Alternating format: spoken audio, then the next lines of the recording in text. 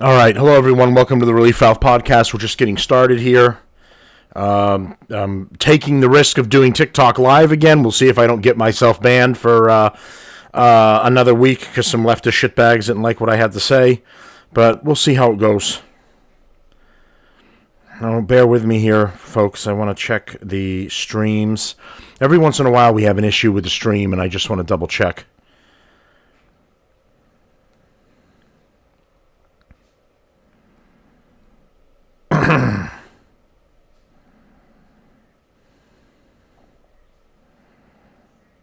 All right, I'll turn this down. All right. We're up to 66 followers on Rumble. Thanks everyone for the new following there as well. You know, I know it's still got a long way to go, but I started this show with 0 people and essentially talking to myself. So 66 is some steps in the right direction. I'm going to get started here. Anyone that's joining us on TikTok, we're going to get started here in a minute. Just bear with me. I'm double-checking all my streams to make sure. We're on YouTube and Rumble as well. Relief Valve Podcast on YouTube. Matt Ventilator on Rumble. And then, of course, live here on TikTok as well. We're going to be starting with the leftist judge that was arrested for assisting illegal immigrants in escaping. So bear with me one second here.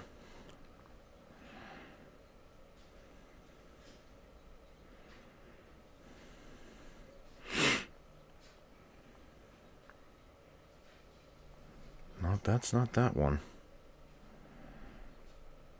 All right, I'm going to assume that it's good. I haven't gotten anything from YouTube telling me otherwise, and of course, if they're not happy, they'll just kick me off too, as per our usual arrangement.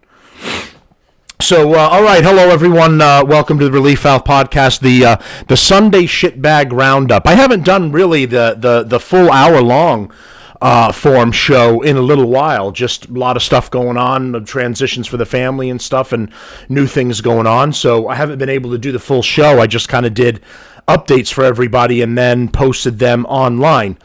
There's a lot to get started here with, and we're basically going to be getting to Candace Owens. And I know this is a big topic for everybody that's talking online about how it seems like she's turned heel, and we're going to get into that a little bit, but we're going to make our way there. First, there was one story here that I haven't gotten to in a couple of weeks, and I wanted to do it because it's important. You get the push from the left and the Democrats about climate change, right? Climate change is very bad, and in 6 years, we're all going to die. The planet is just going to be a fireball floating around in outer space. And then, and the fear-mongering, the fear porn that comes with this, right? We all have to have a solar panel, a wind turbine, and, you got to put a solar panel up your ass and walk around with it. You had to have a Tesla up to one point until Elon Musk, a very bad man. Now you can't have a Tesla anymore. You have to buy a generic EV from another company. But before that, Elon Musk was saving the environment. Now he's not saving the environment because Doge is very bad and he's a poopy head. But this story came up here, which is very interesting because if you want to save the environment, right, one of the goals that you might keep is not tearing apart the Amazon rainforest. But here we go for the new climate summit that's coming up in, I'm sure it'll mention it in here, the next year or two. Rainforest to be cut down to build new highway to climate change summit because irony is dead. An 8-mile stretch of the Amazon rainforest is being cleared to make space for a new 4-lane highway that's being built in Brazil to ferry delegates to a climate conference later this year. The forest is being cleared ahead of the COP30 climate summit, which will take place in Belém, Brazil. So I'm going to make note again that they're going to cut a stretch of highway directly through the Amazon rainforest so the people who will fly their private jets, drive rented vehicles and buses and limos to go to a climate conference to discuss how they can help the climate. whilst having just recently cut down a portion of the Amazon rainforest. Global leaders, oil companies, and other parties interested in how we power our cities come together every year at the COP Summit to talk about ways to try and clean up the planet. In November 2025, the conference will descend on Belém. So this year, they must already be working on this project in Brazil, if that's the case, if they want to be ready in time. And infrastructure being constructed for the conference is already tainting its reputation. To help all those incredibly important people get to Belém, workers are carving out an 8-mile slice of the Amazon rainforest that will make way for a brand new 4-lane highway, reports the BBC. How very environmentally minded of them, the article says. As we continue on the road to Belém, the new highway was first touted back in 2012 by the local government, but was repeatedly put on hold due to environmental concerns.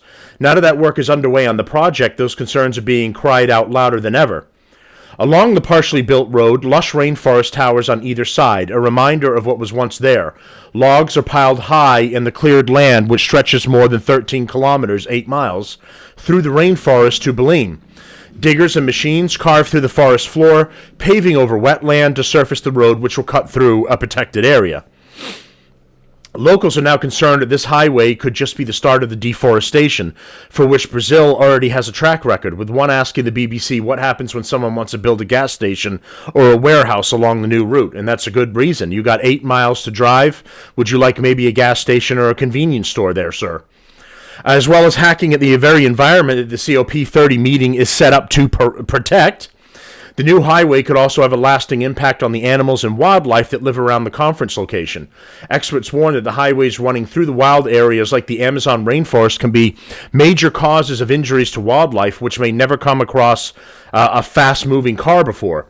So this project could both cut away safe spaces for wildlife and increase the chance of injury or death to some animals. Not a good look for a controversial conference ostensibly about protecting the planet. In response, local authorities have claimed that the project will be a sustainable highway. You're going to make it out of grass?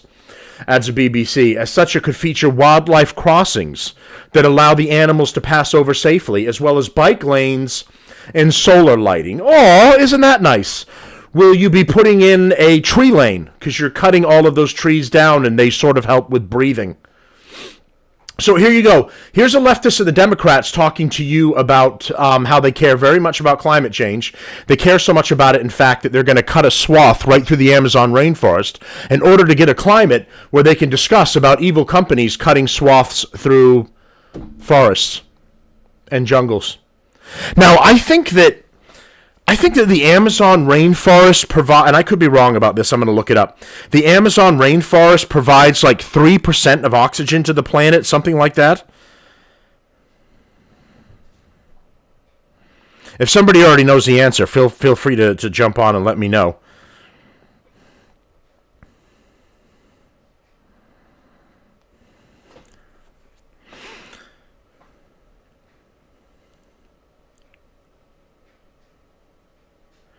So so Google is claiming that there are claims made that the Amazon rainforest produces 20% of the world's oxygen is inaccurate.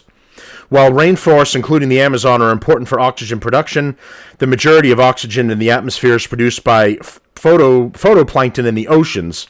The Amazon and other rainforests produce oxygen through photosynthesis, but they also consume a significant amount of oxygen themselves, along with the other organisms and fires, resulting in a net production of oxygen that is close to zero. I don't believe this. So what they're saying is the Amazon is using up its own oxygen that it produces. It's essentially trying to say that the Amazon is its own problem. Google, I don't believe you. Now, is it as much as 20%? No, but I'm willing to think, because I don't think I'm getting National Geographic wants to break down why the Amazon doesn't really produce 20% of the world's oxygen, and I'm sure it's going to be some asshole that's going to ramble on with self-importance for 20 minutes while he explains how he has the answers that we all don't. And of course, they want you to log in and become a customer or something.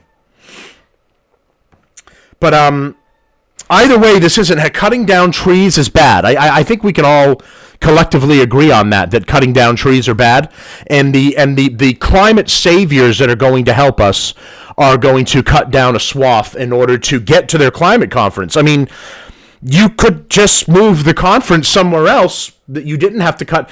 Now, granted, it's the Brazilian government seems to want this as well, and they seem to want a thorough way through the rainforest as well. So I understand that they're just utilizing what the action that Brazil is already taking.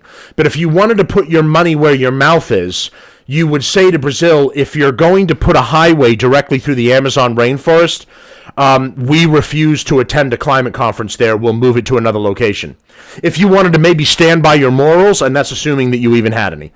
So when you have the conversation about the climate hoax with friends, family, loved ones, and leftists, whoever, bring up that they care so much about it, they're willing to cut a swath right through the rainforest in order to have their stupid fake climate thing. Okay. So moving on to this Wisconsin judge that has just been arrested for assisting a legal immigrant to escape. This is part of the longer form conversation that many of you have probably been hearing about how all of these judges are activists. They're all working against the United States and working against the American people.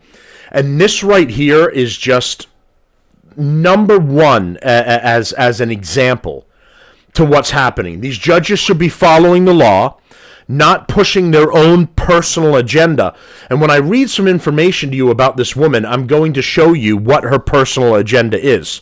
Now, I know that we're all human beings, and it can be hard to disassociate yourself from the responsibilities you have as opposed to the personal feelings you have when dealing with it and facing an issue. Yes, it's easier said than done. But when you have a job like this, where you're a judge, where you're expected to enforce the law, you are supposed to the best of your ability, enforce the law without your personal prejudice getting in the way. Now, these leftist activist judges are doing exactly that.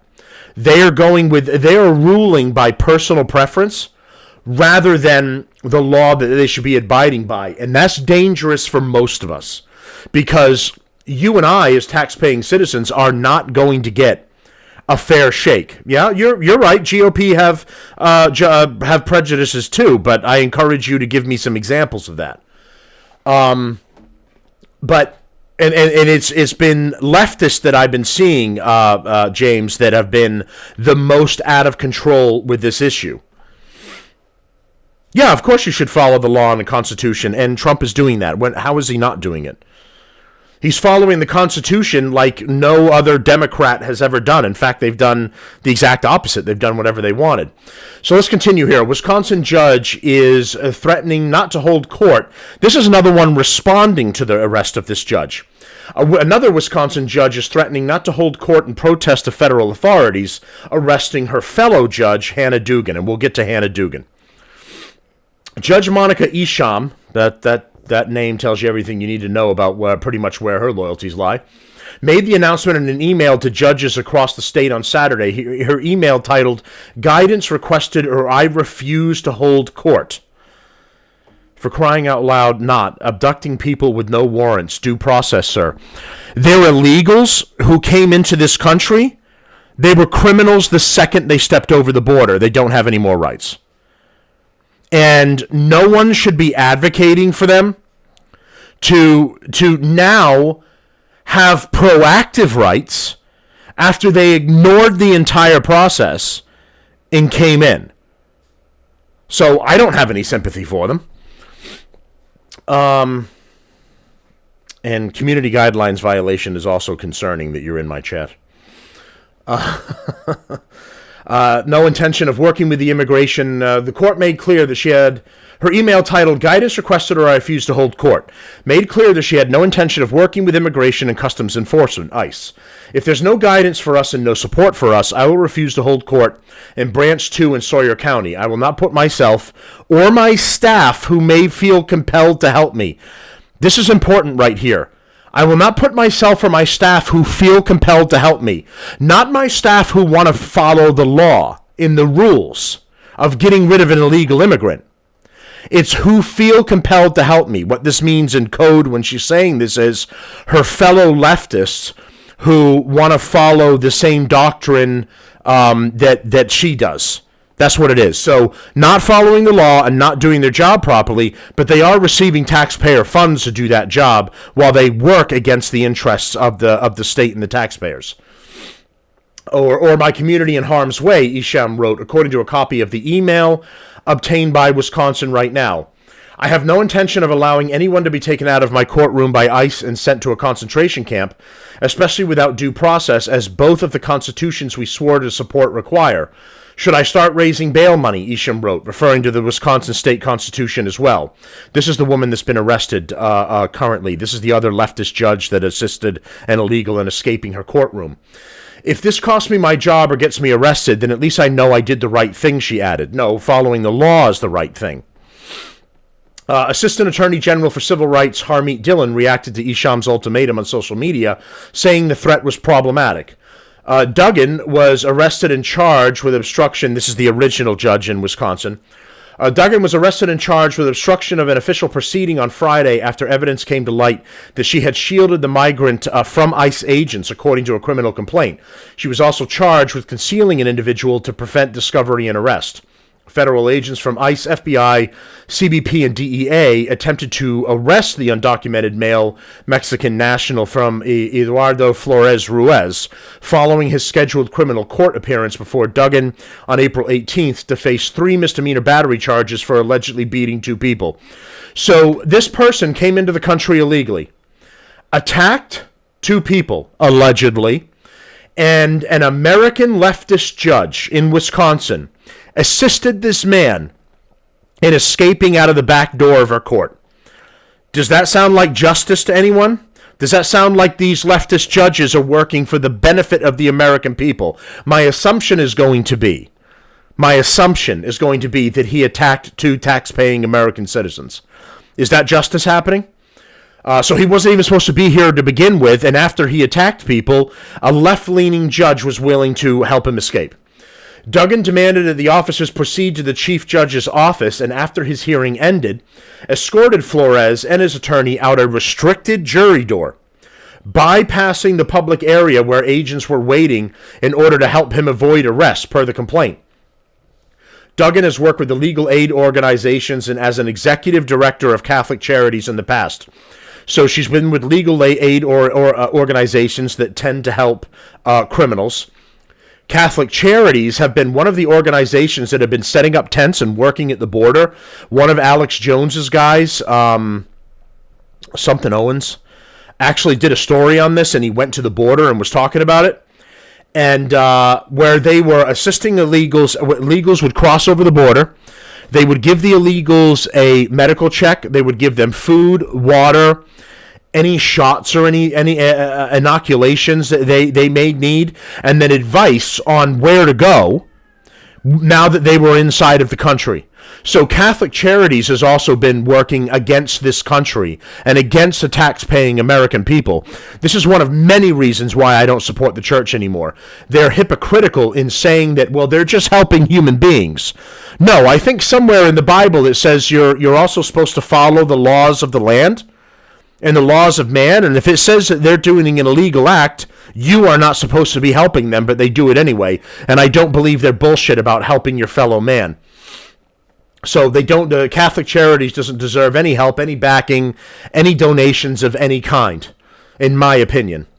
She was elected to Branch 31 of the Circuit Court in 2016 and ran unopposed in the 2022 election. She primarily oversees cases in misdemeanor division, according to Milwaukee Journal Sentinel. So let's get into a little bit of who this lefty is. Hannah Duggan, the Milwaukee County judge arrested Friday by the FBI for allegedly obstructing federal authorities who were seeking to detain an undocumented illegal immigrant, was a longtime social justice advocate. That's leftist right there. Leftist code. All of them are social justice advocates. Before she took the bench. A spokeswoman for the Department of Homeland Security suggested in a statement that Duggan is an activist judge. A statement issued on the judge's behalf following her dramatic arrest, said Duggan, has committed herself to the rule of law and the principles of due process for her entire career as a lawyer and a judge. Yeah, right. That's why she's helping illegals sneak out the back door. Duggan was hit with a criminal complaint Friday, which alleges that on April 18th, she helped Eduardo Flores Reyes Montigo Montoya Itania and his attorney exit her courtroom when U.S. Immigration and Customs Enforcement agents showed up to arrest a man they said was undocumented immigrant. Her alleged actions were cheered by immigration advocates who rallied outside of the courthouse. Of course they did. With speakers leading the protesters in chants of "due process is not negotiable" and "drop the charges." "We see nothing wrong with what she did," said Christine Newman Ortiz, executive director of Voces de la Frontera. She said her organization knows the judge as someone who defends people in the court system, criminals and illegals. She's someone who acted on her conscience and was standing up for due process rights for herself and others. It is not her job to act on her conscience. This is what I just said earlier. It is her job to do her fucking job. And her job is not to support criminals. It's to make them face justice for what they did. Duggan was born in 1959, according to the criminal complaint against her, and was first elected to the Milwaukee City Circuit Court in 2016. She was reelected to a second 6-year term in 2022. The court's website says she presides over misdemeanor cases. Duggan has a Bachelor of Arts in Legal Studies from the University of Wisconsin-Madison and a master's degree in American Studies from the Boston College, so she has professional useless person degrees. She earned her law degree from the University of Wisconsin Law School and afterward worked for the Legal Aid Society in Milwaukee, so that's going to be a left-wing organization protecting criminals, which provides services for people who can't afford lawyers. Right, mostly criminals. As a legal aid attorney, I would listen for other legal concerns besides the reason a client would ask for representation. So while my client representation might have started with a ticket, it could also include housing, public benefits, family or consumer issues, and representation. And, of course, all at the expense of the American taxpayer. She went on to head up a domestic violence project addressing the civil legal issues that are hurdles for persons attempting to leave unsafe situations and worked on an elder law project, she told the website. Duggan later went on to work for nonprofit organizations in the Milwaukee area, served a stint as an executive director of the Catholic Charities of the Archdiocese of Milwaukee. We obviously know we can't trust the church. According to the Milwaukee Journal-Sentinel, a part of the group's mission is assisting refugees to settle in the U.S. There you go, right there. Part of her work is helping illegals settle into the country. Nonprofit work is a great avenue for justice. Not really, she told The Independent. She later became interim director of Milwaukee's Social Development Commission. All of these shit organizations help illegals and help criminals so they can get in the country and attempt to have a better and easier life than the rest of us tax-paying Americans have. In an interview with The Independent, Duggan spoke out about her faith and the rule of law. The rule of law is how we address our social issues, how we address our disputes, but also how we grow as people, she said. You're not supposed to grow as a person. You're supposed to enforce the law. I don't give a fuck what you want to do in your spare time. Duggan appeared before a federal magistrate judge on the recent charges on Friday and was released pending her next hearing on May 15th. So this bitch gets to go home. She should rot in a cell, like they made the January 6 protesters do. She violates American law. She's probably a flight risk and a risk of helping illegals who harm American citizens. She should be locked up and not allowed out until her hearing. So she gets to enjoy freedoms while others get locked up. So this is just another pointer to how these corrupt leftist judges throughout the country that have gotten help from George Soros, that have been given the extra money to run for these DA elections, they get put in place and they don't act as a regular judge who's enforcing the law. They act as a social advocate who works to understand what the criminal's thinking and understand where the criminal is coming from. I'll give you one really good example. The prosecutor in New York that was going after Daniel Penny.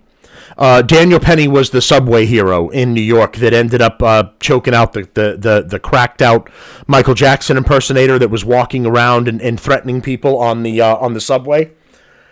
The prosecutor ended up doing an interview, and she told a story about how she had let a man, I forget if he was black or Latino. At the end of the day, it doesn't really matter. but how she had let a man off on murder charges. And she explained her thought process on why she did it. She said that this guy that she was dealing with at the time was accused of murder against an older Asian man. He attempted to rob the man at an ATM. When the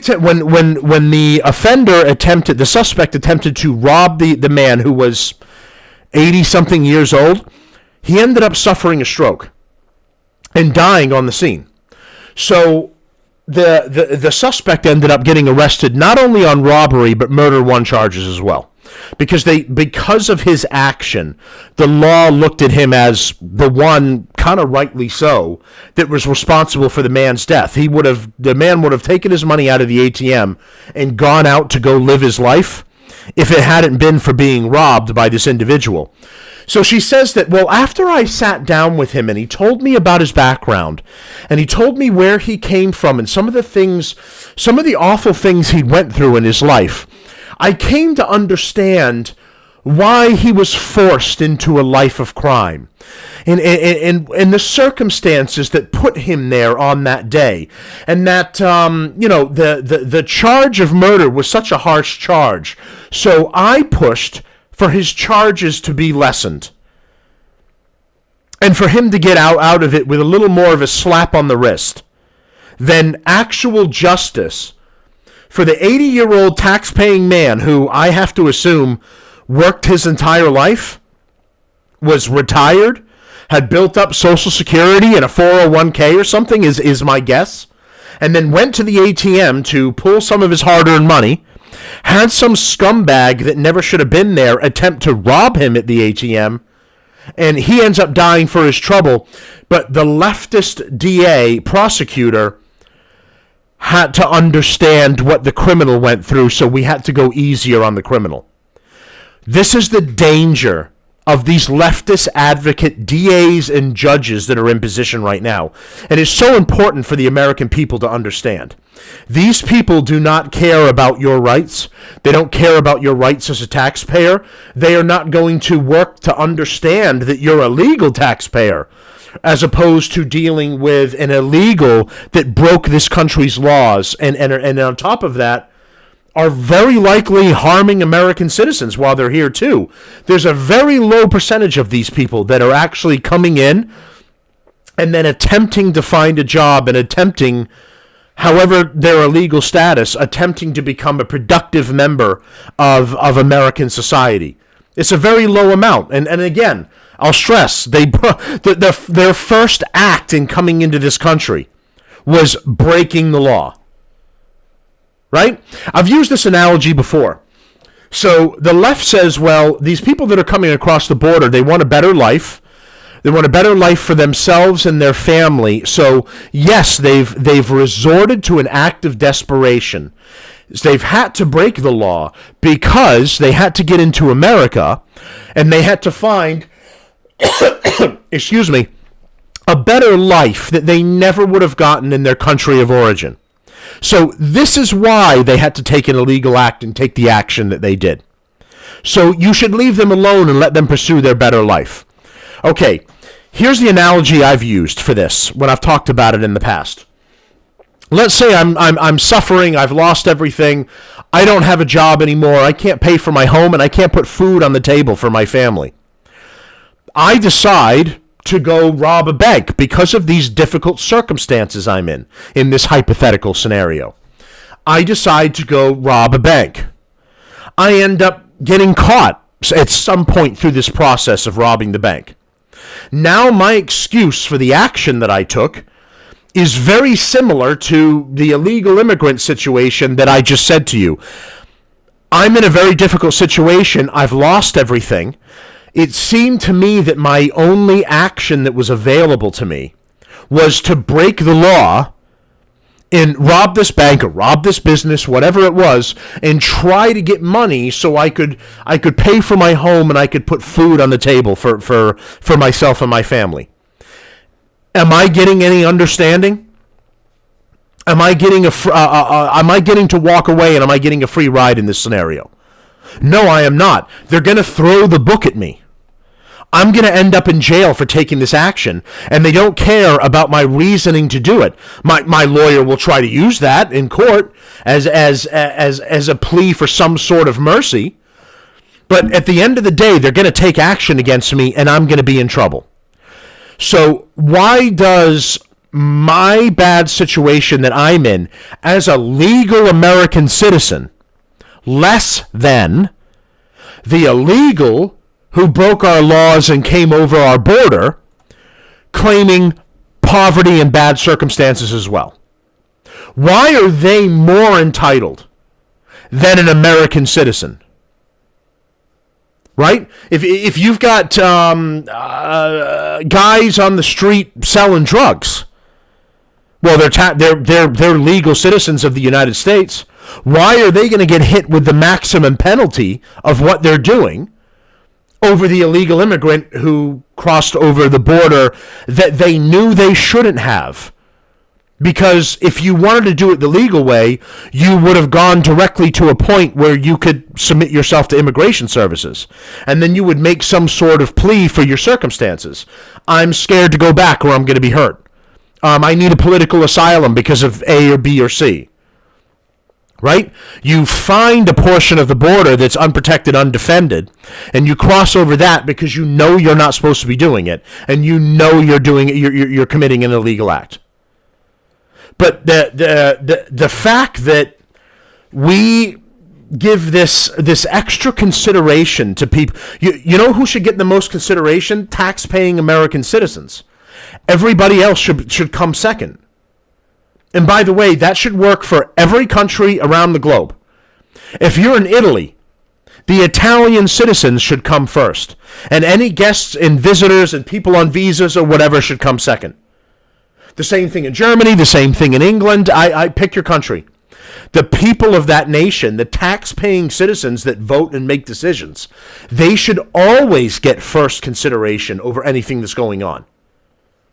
But instead, we do it ass backwards, and we give it to illegals who have knowingly and willingly broken our law. And after that, what guarantees that I have from you that after the point that you cross the border, you are going to become a legal tax-paying citizen, a fair tax-paying citizen that's going to do their fair share? How do any of us have any guarantees when your first act of coming here was to break the law? So I don't have any sympathy for these people. I think they all should be arrested. I think all these leftist judges should be removed. And despite what some of the people have said in the TikTok chat, which are obviously leftists, because the first thing is like, well, what about GOP judges? Give me an example of a GOP judge, a Republican judge that would put in that violated the law and overstepped their bounds. Give me an account of it, and we'll talk about it.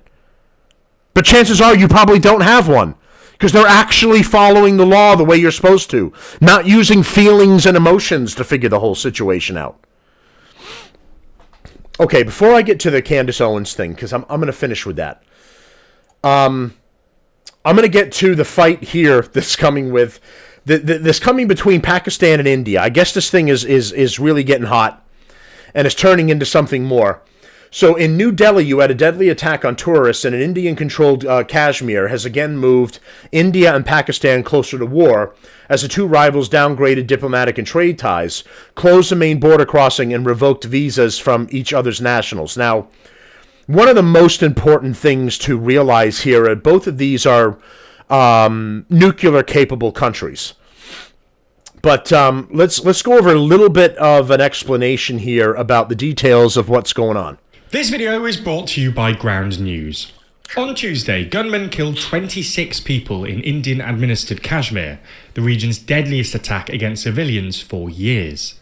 Tensions in the region, which is disputed and partially controlled by both India and Pakistan, are long-running, but the attack this week breaks a period of relative stability and is notable for its scale and targets. With India pointing the finger at Pakistan, relations between the two nuclear-armed neighbours have collapsed, raising fears of a fresh conflict between them. So, in this video, we're going to explain the attack in Kashmir. Okay, so we're going to move on here and get to it. in Indian-administered Kashmir and opened fire on tourists and sightseers, killing at least 25 Indian citizens and one Nepali national. The terror attack has rocked India, not just due to the high death toll, but also because of the targeting of civilian tourists rather than security forces. The region's chief minister said the attack was, quote, much larger than anything we've seen directed at civilians in recent years. It prompted Indian Prime Minister Narendra Modi to cut short his trip to Saudi Arabia, while his defence minister vowed a loud and clear response to those behind the attack. A relatively little-known group called the Resistance Front, or TRF, has reportedly claimed responsibility for the attack, with social media posts quoted by Reuters as expressing anger at demographic change in the region, spurred by the settling of 85,000 outsiders. TRF has carried out a number of deadly attacks since it became active in 2019, and it's considered by India to be an offshoot or front for the Pakistani-based militant group Lashkar-e-Taiba, which seeks to bring Indian-administered Kashmir under Pakistani control, and was responsible for the 2008 Mumbai attacks that killed 175 people. Pakistan itself condemned and denied any involvement in this week's attack, but India has targeted Pakistan in retaliation, accusing it of supporting cross-border terrorism. If you're a gun owner, a US Oh, for CCA fuck's sake. membership Sorry is a about the stupid. no-brainer. This is I got YouTube the if you concealed don't carry pay their map. It is $12.95 for any red. further, we're going to need to go back in time to understand the background to the conflict in Kashmir and between India and Pakistan. The partition of the Indian subcontinent in 1947 established two neighbouring countries, Hindu-majority India and Muslim-majority Pakistan, but left the Muslim-majority princely state of Jammu and Kashmir to decide its own fate. The state's ruler delayed the decision, initially considering independence, but later agreed to join India in return for help against tribesmen invading from Pakistan. This sparked the Indo-Pakistani War of 1947-48, and the subsequent boundary between the troops became the de facto border, known as the Line of Control, between Indian-administered and Pakistan-administered Kashmir. Meanwhile, China has controlled eastern parts of what was the princely state since the 1950s, with said areas also claimed by India. India and Pakistan went on to fight further wars over Kashmir in 1965 and 1999, though the line of control largely remained and remains the same. However, separatists seeking Kashmiri independence or unification with Pakistan launched an insurgency against India in 1989, with support from Pakistan. The insurgency continues to this day, and while a former Pakistani president has admitted the country backed Kashmiri insurgents in the 1990s, the country denies that it still does so, but says it supports Kashmiri calls for self-determination. Over the years, India, with a firm hand, has sought to bring its part of Kashmir further under governmental control. Most significantly, in 2019, Prime Minister Modi stripped the state of Jammu and Kashmir of its special autonomous status, splitting it into two federally governed territories, Jammu and Kashmir, which has a Muslim majority, and Ladakh, largely Buddhist and Muslim. Aiming to preemptively curb potential unrest in Jammu and Kashmir, the Indian government accompanied the change in status with an extended security lockdown that saw tens of thousands of additional troops deployed, thousands of people detained, and intermittent communication blackouts that cut off internet and phone services.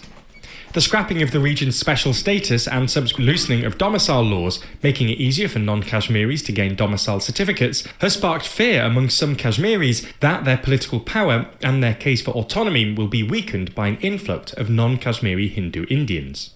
Modi's government justifies its approach to Kashmir as necessary to transform it for the better, by bringing security, economic development, and particularly tourism, which has boomed thanks to heavy governmental promotion. In fact, a surge in footfall over the past 3 years saw tourist numbers in the Kashmir Valley reach a record 3.5 million in 2024. These tourism figures, alongside a downtick in casualties from the conflict, helped the Indian government to project strategic success and an image of normalcy for the region, despite the continued heavy security presence. However, Tuesday's attack may have shattered this illusion.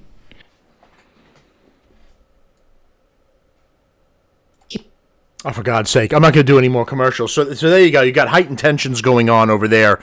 And sources on the scene say that the fighting in between both areas is bodies littering the area. I don't actually know that for a fact.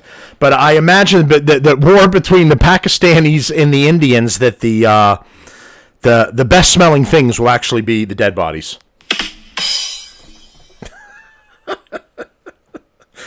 Boom, boom. Okay, that was all I wanted to do. Really, that's the only reason I did that, was I could put that joke in and then move on.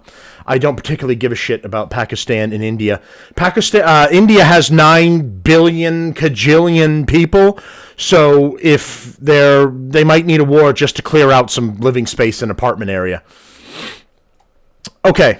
So important nonetheless as far as geopolitical and tensions raising around the planet. Now you've got another hotbed going on. You got Ukraine and Russia still going on. Now you've got Pakistan and India heating up as well. And India was having at some point they were having issues on the border with China as well. So on both sides of them, they're looking like they're having issues right now. And we'll see how that plays out as we go on. Okay. So now with Candace Owens, America's new sweetheart, the one that's doing the deep dives and giving us the news, right? She's talking about Blake Lively and Ryan Reynolds and that whole big thing going on. She's talking about Emmanuel Macron and how he's married to a man. All significant information says that he's married to a transgender person, somebody who decided to transition and become a woman. Woman, I use in quotation marks. And she's done some great reporting on all of that. Now when it comes to any of the points that come to dealing with the Jews, so the Israeli point and mindset here, I want to go over a little bit of how I'm saying that she turned heel, kind of a wrestling reference. She's gone a little bad guy on this situation, in my opinion. And I know people really love her. You know what? I followed her as well. But I want to look at the situation for what it is, because there's important points that I want to make too. One of the reasons that I started this show for me personally, this podcast, was I got frustrated as just as a taxpayer about being lied to by the legacy media and these other big time podcasters as well, that the Pod Save Americas and stuff like that you absolutely can't trust. And I found, as a consumer of news and events that were going on, I felt like some of the best information that I got, in my opinion, was from personal content creators and podcasters that were doing their own shows. They were on the ground and just getting video and getting information about what was really going on, and from their own perspective, not from some big backer that gives you your talking points when you go on your show, not about being told, well, you can talk about this but you can't talk about that. Actually having the real conversation. Another thing that frustrated me is anytime that you watch the news, they're always trying to be very professional and very, very curt. And instead of talking with any emotion, with any personal feeling of what they think about it, they're like robots. Like, they don't actually have any feelings of their own. They just read the teleprompter and read the words that are there, and they come out with it and really don't have an opinion one way or another. It's just a paycheck. I remember already knowing that I couldn't trust CNN, MSNBC, all those others, but the final straw for me ended up being with Fox News as well.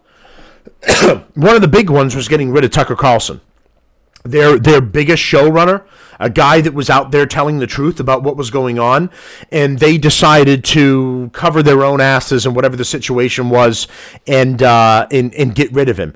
That was a bad move. Now the people they've got are just they're generic. There's nothing interesting or compelling about them that would make me want to watch Fox News. The second thing was the hypocrisy that was happening at Fox News as well. They would talk about their opposition to transgenderism. They would talk about their opposition to these left-wing ideologies and practices that were happening. And then when I read something or heard a podcast on something of looking into behind the scenes of what was going on at Fox News and their corporate offices, it was transgender bathrooms for all of the staff. It was transgender literature that was being provided for anyone that was interested in expanding their knowledge base on the issue. You come to find out they were doing almost the exact same things in lockstep of all of the other legacy media brands. So what you find out when you start doing a deep dive on more of these places is they're on the same river. They just, each one takes a different fork and goes their own way and their own talking points, but end up meeting again at the end of that river. And this is what all of them do, and why you can't trust what's coming out of it. Sean Hannity, who's just a right-wing, bought and paid for by the hardcore Republican shitbag, you can't trust him as far as you can throw him. He's a corporate media shill, just shilling for the far right. So for anyone that wants to say, well, I shit on the left too much and I shit on Democrats too much, no, I want it to be shown that I hold the right and Republicans responsible for their own actions too. And if you're coming off fake, then I'm going to call you out for being fake. If you're just being a shill for the Republican Party, I'm going to call you out for being a shill for the Republican Party, because what you should be is a shill for the American people if you're doing any of this. If you want to be a genuine podcaster, content creator, you're doing the news. So I do news, opinion, and humor on this show, so I do a mix of everything, just not straight up news stuff and I'm done. To the best of your ability, you should be truthful with your followers and with the people that follow your show. Don't bullshit them. If I'm going to talk about something that I have a particular opinion on, I'm going to make it clear it's my opinion. And later on down the road, if I get more information and it kind of changes my mind a little bit, I'll do that. I'll learn more about what's going on and I'll change my mind. It's not possible to learn everything about everywhere all of the time. You go with the information you have, you formulate opinions when you get them, and then if you're real, you are open to hearing the other part, and then you make a change in your thought process as you go on. If you're not real, then you never stop the point. You never change your mind.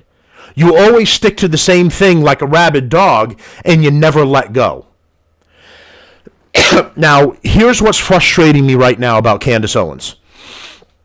She was with the Daily Wire. She was pushing the pro-Palestine garbage while she was at the Daily Wire. Okay, that's fine. If you want to be of that side and have that opinion, go ahead and do it. But it seemed for her to go bad to worse when things went downhill at the Daily Wire. Then she was fired by the Daily Wire. And just as I've watched a lot of interviews with her in discussions and podcasts that she's participated in, conversations with, there's an undertone that she sticks to and doesn't let go. And that it's essentially Israel bad, Israel the enemy, Jews bad. And she never seems to let it go. She was just recently on a podcast with Tim Dillon. He's a funny comedian. I like his show. And she was on there. Again, she was saying the same thing. She's like, well, I really just want Israel to stop killing kids. That's all I want them to do is just stop doing that. And then I would be fine and I would calm down. What I never hear her say is about when the Palestinians and Hamas went over and killed women and children in Israel. Maybe she said it and I've missed it, so I'll give her the benefit of the doubt for it. I've never heard her saying, where's the responsibility for Palestine and Hamas? I only ever hear, Israel bad, Israel killing kids in Palestine, here is the situation, it's the only situation, end of story. You're not being objective when you're talking like that, right? I don't like Palestine. My personal opinion is it's a terrorist state. Okay? But I've said in my show, if the people can stand up show that they want to be an independent nation and they want peace and freedom, fight back against Hamas, drag them into the streets and present them to the whole world, I will be one of the first ones to change my tone and start advocating for the peace of Palestine. Right? That's where I can make a change in judgment call here in this situation.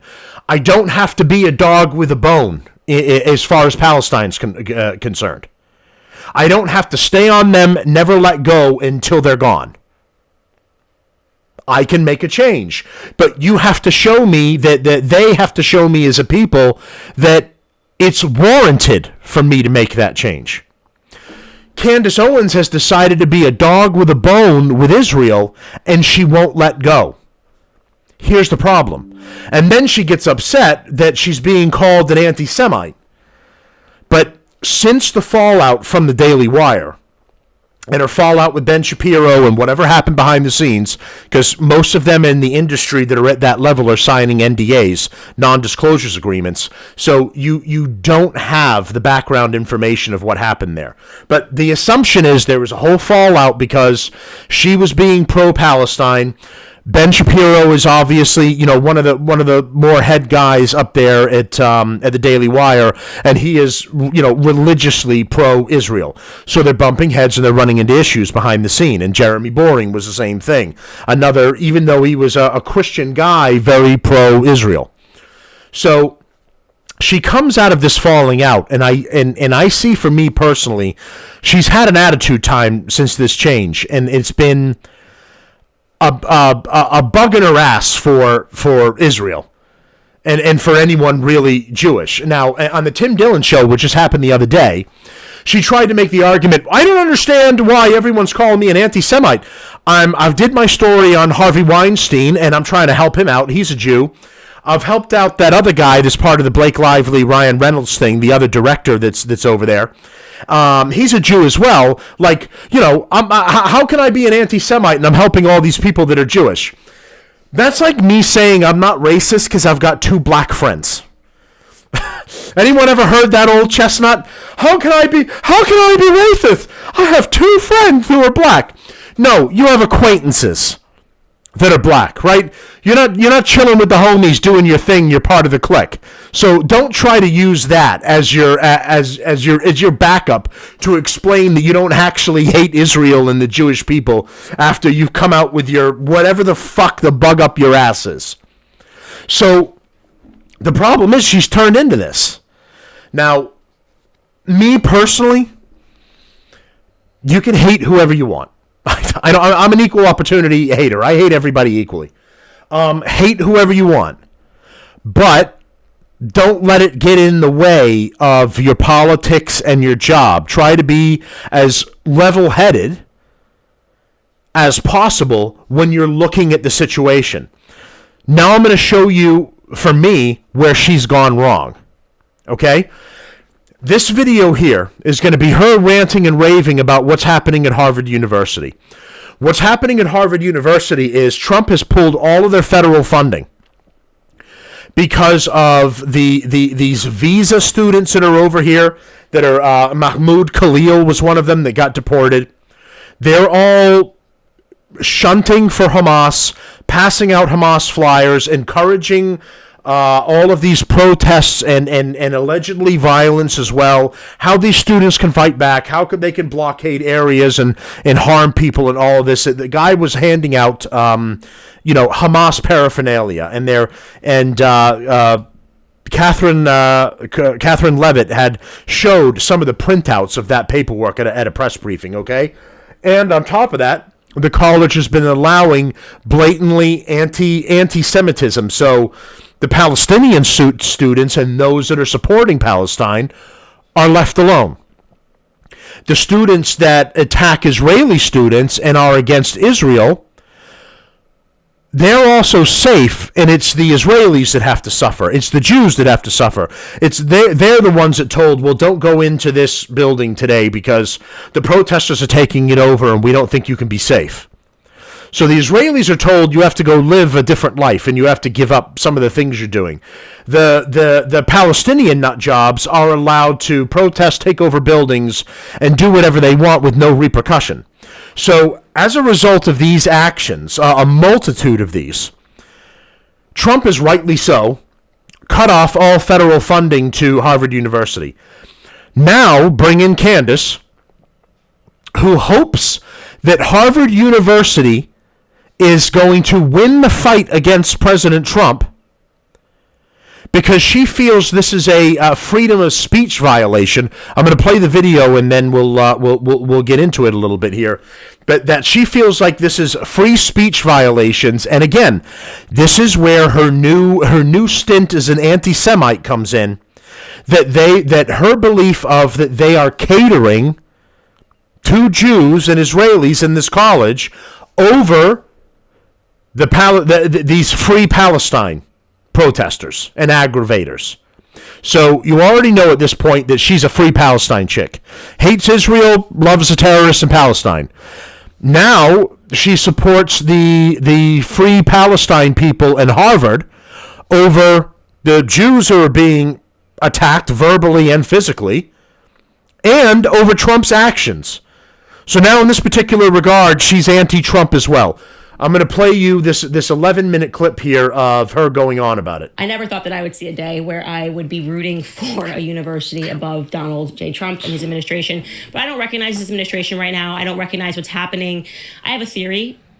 I do. We were kicking around some theories earlier, me and the team, and we were going, how could Trump be such a free speech enthusiast and allowing these things to happen?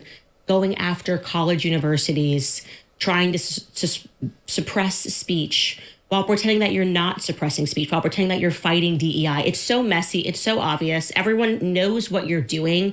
People who are still trying to grift, I suppose, are not willing to challenge you on this, which is ridiculous, because when you are out of office, we are going to have to live with these consequences. Our children are going to have to grow up in this America.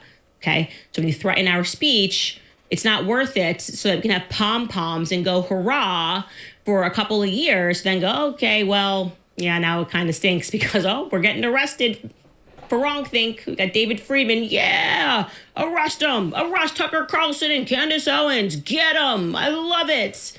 Everyone can see what's happening left and right. So to give you the background, obviously after October 7th, there were tons of student protests. So this is where she comes at it with her bullshit argument. She goes, the reason I'm arguing this is free speech. The only thing she seems to be angry about is that Trump is going after the free Palestine protesters and aggravators while advocating for the Jewish students. And now she's upset at this because she's turned into a huge anti-Semite, which is the argument that I'm making. And this is what gets in the way of any logical argument that you are trying to make in this situation. If you want to make an argument for free speech, which the left has tried to curtail free speech throughout the entire time that they've been in office, you're not going to convince me now that we can't do the same thing now. If you are taking free speech allegedly actions in which you are attempting to rally violent actions against the United States of the taxpayers that live here and infrastructure and everything, you're not entitled to the free speech. You're becoming a domestic terrorist at that point. So you are forfeiting your free speech right. Not to mention, as a Visa card holder, you don't have any free speech. We can get rid of you at any time if you take anti-American action. In my opinion, the only reason she's angry here is because it is going against the Palestine protesters who she's on the side of, right? Being on the side of Palestine is anti-American. So in my opinion, Candace is turning into an anti-American. And unless I see something otherwise and someone can prove me wrong, this is what I'm seeing this point with her. I'll continue. It's all across the nation. Some got violent, some didn't.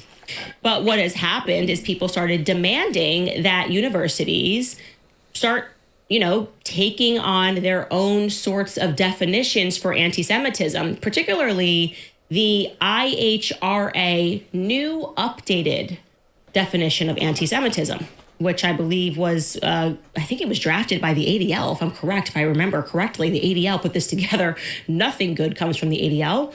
Their backstory is they were initially a gang that went mainstream, and their job is to suppress speech and to smear people, not to defend people against defamation. They are actually the defamers. That's why they think they're clever by calling themselves the Anti-Defamation League when they actually routinely engage in defamation. Anyways, and that's true. Is Harvard received notice that they had to comply with the Trump administration's demands, okay, and essentially telling them how they would have to change things on campus.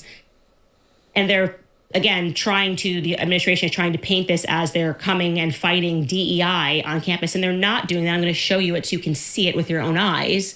On Monday, Harvard became the first university to openly defy the Trump administration as it demanded sweeping changes to limit activism on campus. Activism is like synonymous with campus, okay?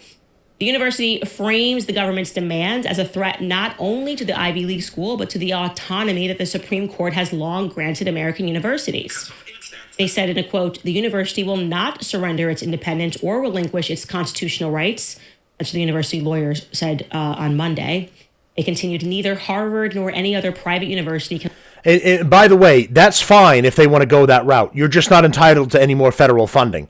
You can't make the argument that you're going to allow all this crap to keep happening on your campus and then go, yeah, but also keep giving me those taxpayer dollars. No, we're not paying you shit. You keep running your college. Keep jack up all the prices on all the families of the kids that attend your college. Find a way to have a fucking bake sale and fund your college that way. You're not getting any more federal dollars. You want to say that you're protected, and that you can allow these protests and this crap to happen there? You don't have to take any action. Okay, don't get any federal money. Go out of business. Can allow itself to be taken over by the federal government. The federal government says it's freezing more than $2.2 billion in grants and $60 million in contracts to Harvard unless, essentially, we are going to hold your funding unless you comply with these demands. And I'm going to show you, because Harvard has released it, what they're asking them to do. First, I should tell you they've already complied with adopting the IRHA definition of anti-Semitism, which is ridiculous. But so how you have to read this is everywhere, and Skylar, if you don't mind making that a little bigger for me, everywhere that you see the word anti-Semitism, you have to ask yourself what the definition, the new definition of anti-Semitism is, because now we're at critique of Israel, the foreign state, essentially. So as they frame it down there as the discontinuation of DEI, which would be a good thing, saying that we want people to be merit-based and to let go of DEI-based policies, that would be a great thing because that is how the nation should run. They are actually asking them to reform programs that have egregious records of anti-Semitism or other biases, telling them to look at specific programs. Scroll down, Skylar, because I want to get to them essentially just framing this as them needing to take a look at who they're even allowing to come to Harvard on foreign visas and whether or not they disagree with Israel's policies. Like you have to adopt new policies about student groups or clubs that forbid or endorse certain activities. They're talking about student groups that did not get violent but are opposed to Israel's agenda, which is totally fair because this country is not Israel. It's not Israel. You are totally allowed to critique Israel. I mean, it's an absolute... Yeah, but that's what she's advocating for here is a hate group.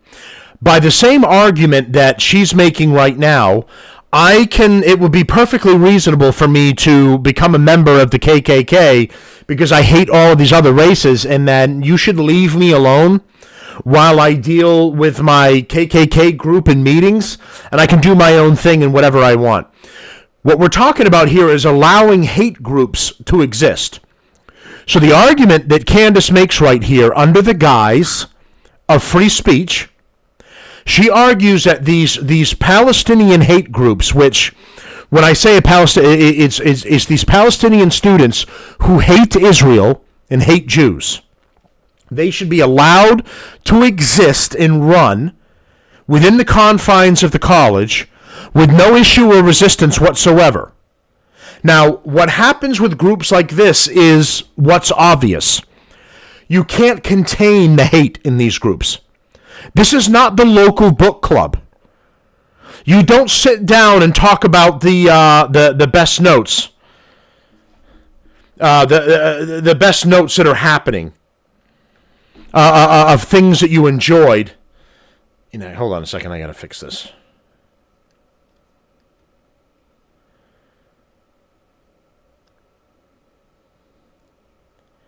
I was active. I don't know. I have to touch the screen or something. I have to make sure that TikTok keeps running. I actually didn't get kicked off for once. Okay.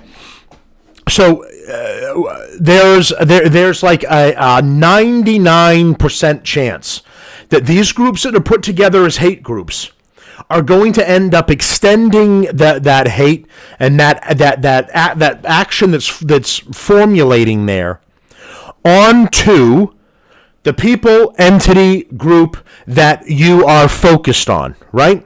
So if you got someone that joins the KKK, they're not going to sit down and have a standard meeting and have the book club and read your newest version of Hitler's memoirs or whatever.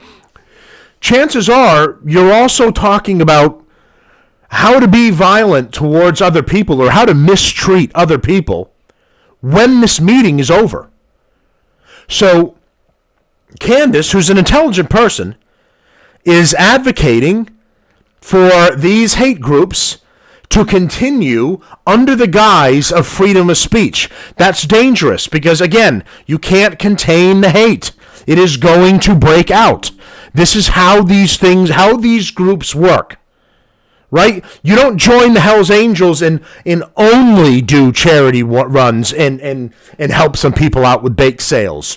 You also do the other side of the biker life and the way you earn your cut and the things that you have to do. It's not motorcycle runs and charity rides and bake sales. It's the other half of it. You join the group, you're doing the whole kit and caboodle. It's not limited to sitting in someone's living room with a glass of wine and having a discussion. Nonsense. It's telling them that these people need to be suspended, that they can't be allowed on campus. Again, making us think that Bibi Netanyahu must be the president of the United States and Trump has no idea what's going on. And I tend to think that there is a person who tells Trump that the press is favorable, that they love this, that people are loving this. Trump's not on YouTube. He's not on X. He says something to someone and they tweet it. Somebody decides what articles to put in front of him every morning. I know that for a fact, okay? So he who is picking that article, he who is telling him what tweets to look at is the person that is shaping Trump's understanding of what his base feels. Now, Harvard, like I said, adopted this definition after pressure for anti-Semitism. So every time they mention anti-Semitism in those demands, which is plenty of times, they are referring to people that are critiquing Israel. Let's pull up that IHRA definition. It says the guide follows these examples, which may serve for several illustrations. Okay, the first one, you're like, yeah, calling for or justifying the killing or harming of Jews in the name of radical ideology. Yeah, we already have laws in the book for that. You can't just ask people to be murdered. You'd be in trouble. That makes sense. But then it gets... And yet the Palestinian groups are calling for that, right? From the river to the sea, Palestine will be free. What do you think that means? The elimination of Israel and the Jewish people. But Candace is fine with them calling for that. After just simultaneously saying, we have laws on the book where you can't say things like that and you can't make threats against people. But also, you should leave the Palestinian groups alone and you should come down harder on the Israeli groups and not allow them to have this wording in there. This is hypocritical of her. Really crazy because it says accusing the Jews as a people or Israel as a state. Sorry, that's inventing or exaggerating the Holocaust. By the way, that's not even that's completely absurd. You should be allowed to, in a country that has free speech, if you say, I think the Holocaust numbers were exaggerated or I think they were underreported, that should be a matter of academic debate. That shouldn't be a matter of you being suspended from campus. Somebody could say, no, let me rebut that. This only exists for the Holocaust. If you go Google right now, Bolshevik Revolution, how many people died? They'll give you a range, 40 million to 60 million. How many Russians died in World War II? 80 million to 100 million. In what world could you not say, I think it's less? I think less Russians died during World War II, actually. You're gonna arrest me? You're gonna arrest the kids? As opposed to just saying, let me tell you why you're wrong? Does that seem normal to you guys? This is completely crazy. Let's pull up some more things as it gets even crazier. It says, holding Jews collectively responsible for the actions of the state of Israel. Here's a clue. If you want people who are feeling threatened on campus because of the response that people are having to feeling like their rights are being infringed upon, maybe don't infringe upon their rights to speech. This is not making it easier for their students on campus. See, again, instead of addressing the issue, which is what is happening in this situation, the Palestine supporters are attacking Jewish students in college. Candace circumvents the entire issue and says, well, this is just the freedom of speech. Why can't people say this thing? Or why can't people say less people died in the Holocaust? I don't know, Candace. Why do you feel the need to say that less people died in the Holocaust? What is your problem with Holocaust numbers? How much was too little and how much was too much, in your opinion? Why do we have to have a debate about it? I don't give a fuck how many Russians died in World War II. Why do you give such a shit about the discussion or being able to discuss how many died in the Holocaust? It was a lot. Let's agree on a lot. Candace needs a number? Why does Candace need a number? Why does she feel she has to have the conversation about the number? Oh, because we're violating her freedom of speech? No, because she's turned into a fucking anti-Semite.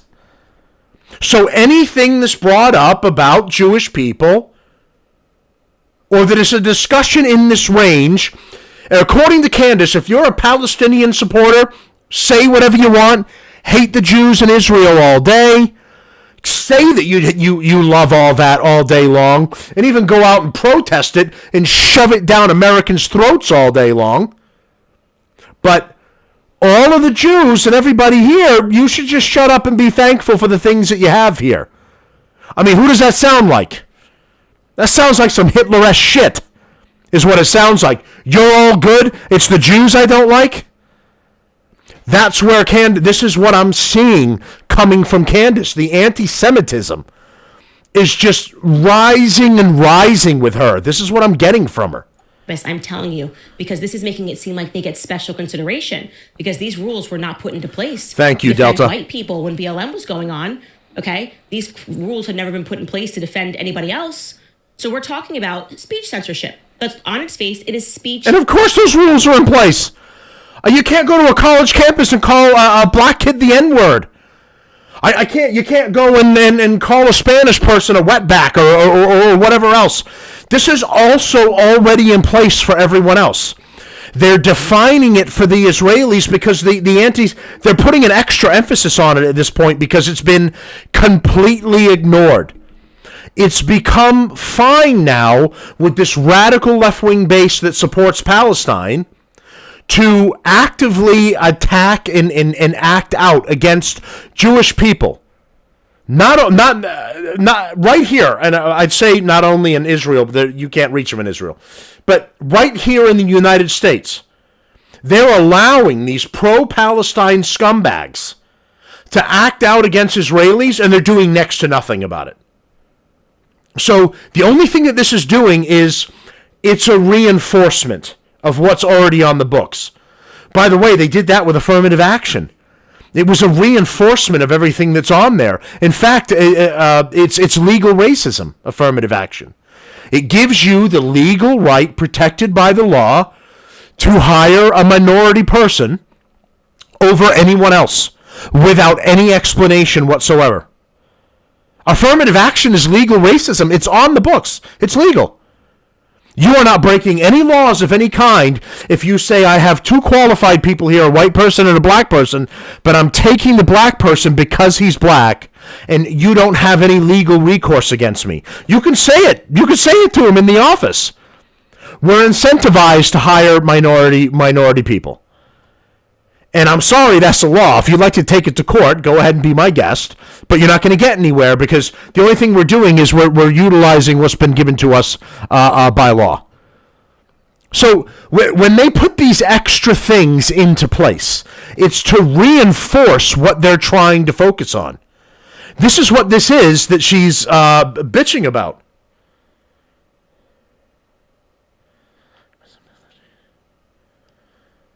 Okay, I don't know if TikTok is having a problem with the Candace video. It's saying some of this could be restricted material. So I might have to bring, in order to proceed with the video further, I may have to bring this to an end so I don't end up getting myself canceled. For anyone that's still on here, if you'd like to see the remainder of the show as I finish up here, please join me on YouTube or on Rumble. YouTube, Relief Valve Podcast. On Rumble, it's Matt Ventilator, all one word. And find me on there, and you can find the rest of the show without having any further issue here. Let me see what I got restricted. Live visibility restricted. Your live is not eligible for recommendation and restricted in search results because it contains unoriginal or reproduced content. This is in line with the For You feed eligibility standards under our community guidelines. So I'll appeal it, not that it's going to make a difference, but just to be careful that I don't lose the whole goddamn feed. And what's interesting is, as I'm talking about Candace, and I'm going over this, is she complains about getting attacked when she's going over stories and talking about different things that are going on. And now I'm using her clip in order to talk about what she's going on, and I'm getting hit with a restriction. If it has something to do with Candace herself, and I don't know that, so I can't say it. I just say that if she's involved in some way, shape, or form, shame on you for saying that other people do this, and then I get restricted because I'm discussing, with multiple interruptions, by the way, this is not a straight feed, multiple interruptions, to have the same thing happen to me where I'm censored over the issue. So I'm going to end the live now. Thank you for everybody that's been on here, and please find the show on YouTube or Rumble to get the remainder of it. Thank you, everyone. 269 views. New followers and comments. Okay, well, at least I got through a live without being kicked off of it. So there's a small win right there. Who knows if I'm still on fucking YouTube either, especially with doing this. But all right, let's continue on. Censorship. Speech that you don't like or speech that makes you uncomfortable is not violent. You are not being hurt by speech or being challenged by ideas. It is if the group's intention is to hurt people after they're done talking. Pull it back up, because then it's like parts of the Bible. Oh, the craziest one right there is accusing Jewish citizens of being more loyal to Israel or to the alleged priority of Jews worldwide than to the interests of their own nations. Lock them up. Lock them up. Now, this part I agree with Candace with. You cannot tell American citizens that you can't say to a Jewish person, I think you might be more loyal to Israel than you are here. That's freedom of speech. I'm not angry and hateful towards you. What I'm saying is I have a concern that you may have more loyalty to Israel than you do to the country that's giving you every opportunity that you have. This is one of the things where I will agree with Candace on. That wording should not be in there. I should have the right to question anyone that says that they have more loyalty to the country they came from as opposed to the country they live in now. This also applies to the shitbags that walk around flying Palestinian flags and flying Mexican flags. Like, if you love that shithole so much, fucking go back. What are you doing in America taking advantage of everything that we can provide for you? Go fuck off. Take your flag with you. I'm sure Mexico will give a real fuck that you fly their flag over there. This guy thinks that this person's more loyal to Israel. I will guarantee you that there are commentators right now here in the United States who are more loyal to Israel than they are to the United States. Common sense, obviously. And she's referring to Ben Shapiro, and I agree with that. Take me away, DeSantis. Yeah, I think there are very clearly some people. David Friedman would be one of them that I would say is more loyal to Israel than he is to America. Oh gosh, the feds are coming. You're done. How dare you? It's the worst kind of anti-Semitism, listening to people's own words and deciding who they're more loyal to. Yeah, duh. Anybody can be more loyal to any country. People could be more loyal to Russia than they are to the United States. Maybe they're like, you know what? Russia has got an Orthodox Christian community. I like it. I prefer it. Maybe I'm more loyal to Vatican City. Could you imagine a law that's just like you just cannot say that Catholics are more loyal to the Vatican City than they are to America? We're going to lock you up. Absurd. Absolutely absurd. I agree with that. And exhausting. It's like you're not a victim because somebody That's said just some that. of the wording in that. Disprove the It's notion. not Say I'm not. the premise of You don't get to everything. cry like a baby and spike your ball and go home. It's just ridiculous. I mean, we know there are people that are more loyal to the state of. You know, want to know how we know? Because this is even being written down. Because this is even being considered as a definition, a working definition of anti-Semitism. Whoever created this working definition is more loyal to the state of Israel than they are to America. Because in America, we believe in free speech. How about that? Anyways, so for them to make Harvard adopt this definition and then to write out what they expect under this definition is the suppression of speech. It's the suppression of speech. There's no other way. Look at it.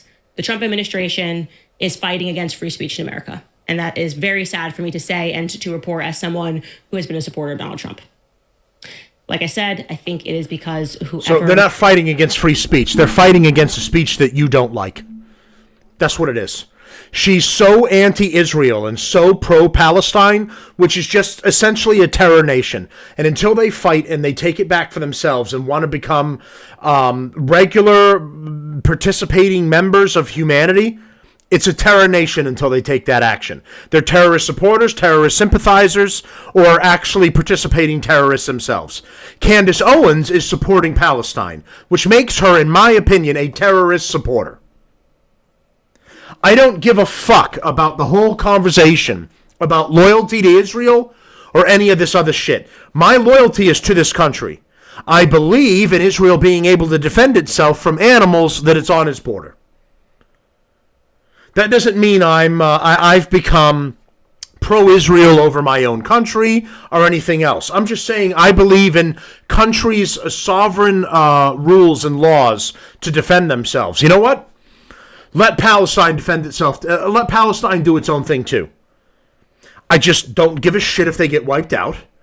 I don't give a shit if they're in a losing battle. You fucked around and you found out. We don't have to send another dollar and another dime to Israel. We don't have to do nothing. I wouldn't care. Just shut the fuck up and leave Israel alone to handle their business. Because when it comes to us, we're going to handle our own business and we don't care what other countries say. So how are we going to say, shut your mouth and let us do our own thing, and then go to Israel and go, hold on, we're going to look over your shoulder and make sure you do it all right? Fucking do your thing. Do you? She has become so anti-Israel and pro-Palestine with her bullshit narrative of save the kids of Palestine, but apparently fuck the kids of Israel. That's what I'm getting from Candace. I don't ever hear her defending the innocents that were lost in Israel. If somebody's got a clip of her saying that, I'd love to see it. And then I'd love to see her saying that as much as I hear her whining about the kids in Palestine. I also don't hear her whining about the children in Syria in the camps that are being attacked right now. I don't hear her whining about the kids that are being lost in the Congo and South Africa right now. You know why she's got a hard-on for this? Because she's turned into an anti-Semite.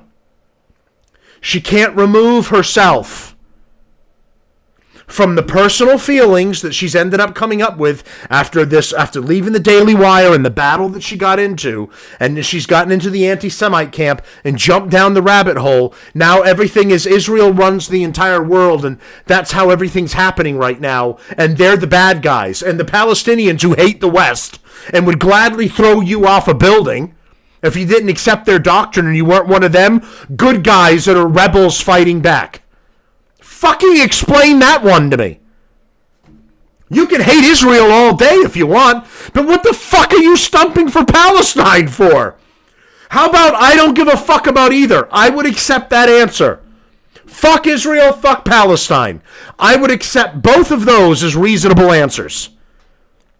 Instead, she's fuck Israel, save Palestine. You know what that sounds like? The left. The radical left. The left is always standing up for the worst of the disenfranchised. What flag is the left flying? The Palestinian.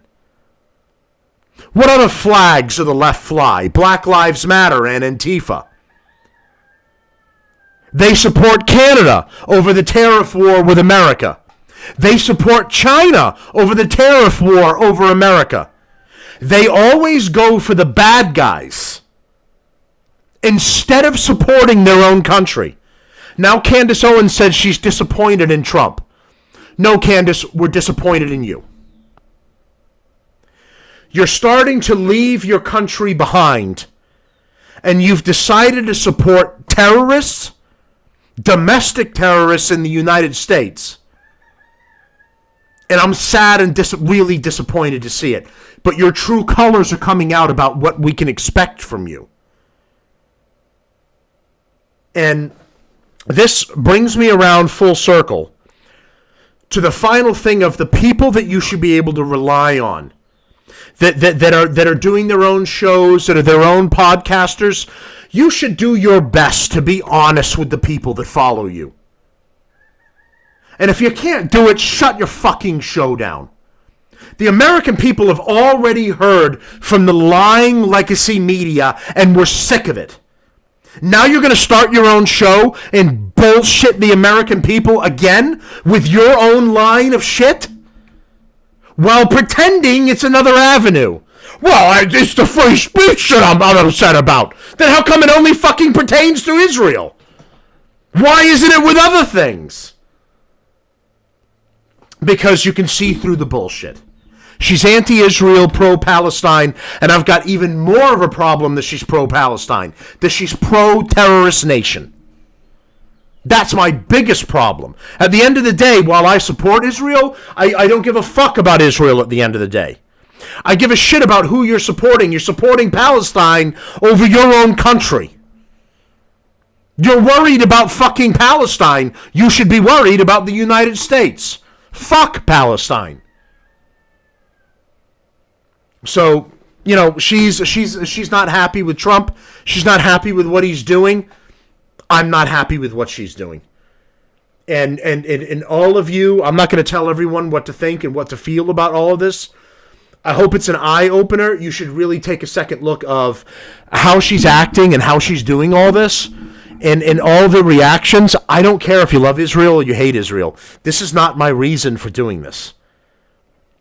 I don't get paid by him. I don't make $1 from anyone that's associated from Israel in any way, shape, or form. Not one. I have no Israeli family members. Not dating an Israeli girl. I barely know any Israelis. Okay.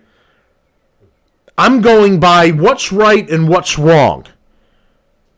Supporting an allied nation that's fighting terrorism, good.